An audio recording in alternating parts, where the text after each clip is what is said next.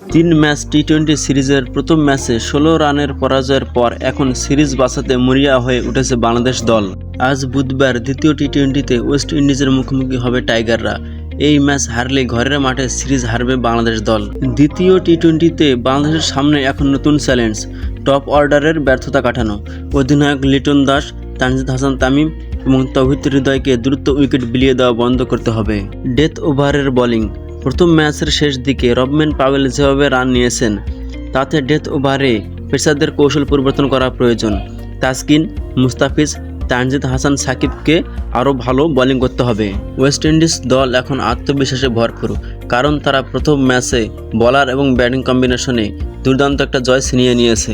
উইন্ডিজরা এখন সিরিজ জেতার জন্য মরিয়া হয়ে আছে, কারণ তারা প্রথম ম্যাচে ১৬ রানের দুর্দান্ত একটা জয় পেয়েছে। এই ম্যাচে জয় পেলে তাদের সিরিজ নিশ্চিত হবে। এখন দেখার বিষয় হলো বাংলাদেশ দল কি সিরিজে সমতা আনতে পারবে, নাকি এই ম্যাচ হারে ওয়েস্ট ইন্ডিজকে আরেকটা ট্রফি উপহার দিবে। আজকের দ্বিতীয় টি-20তে কে জিতবে আপনার মতামত জানিয়ে দিন কমেন্ট বক্সে। আর হ্যাঁ, ভিডিওটি ভালো লাগলে লাইক দিয়ে সাবস্ক্রাইব করে সঙ্গে থাকুন। ধন্যবাদ।